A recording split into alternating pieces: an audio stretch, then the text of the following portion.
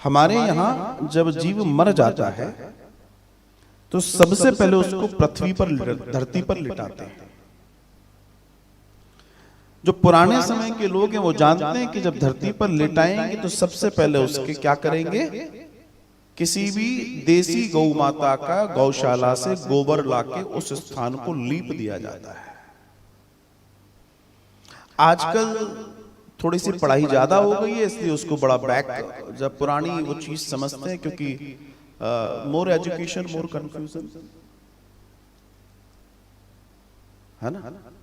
लेकिन असल बात क्या है, क्योंकि आज की तारीख में आपके छोटे बच्चों की नॉलेज इतनी अच्छी कर दी है आपने, और आपके गौशाला में उनको न ले जाने के कारण कि वो बच्चे गौ माता के गोबर को भी पॉटी बोल देते हैं।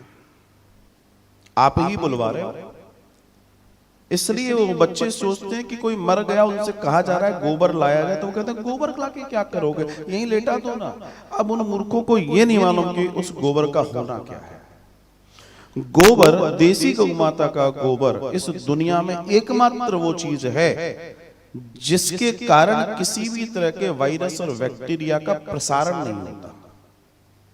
जैसे ही बॉडी में से प्राण निकले वो डिस्पोज होनी शुरू हो जाती है, कंपोज होती है धीरे धीरे।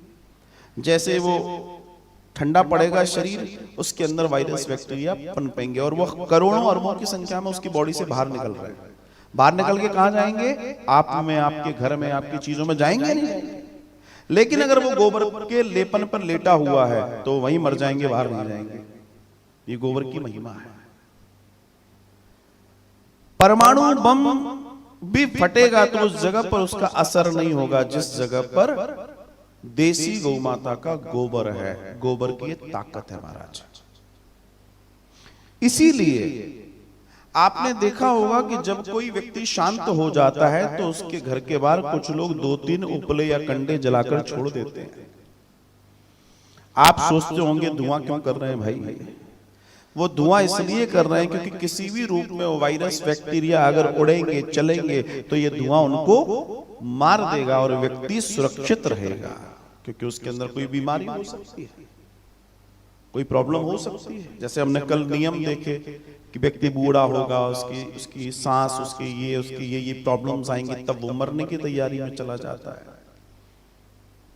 और देखिए सनातन कितना विशाल दर्शन देता है कि वही अब आज एक समस्या क्या हो गई, लोगों को मालूम है कि उपले या कंडे जलाने, उनको ये नहीं मालूम कि देसी गौ माता की जलाने, भैंस के नहीं जलाने, उसके जलाने से कोई मतलब नहीं है।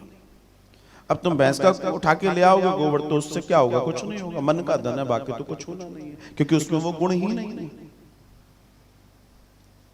कि भैंस का दूध पी के बुद्धि भी वैसी हो गई, क्या करोगे आप? समस्या तो यही है।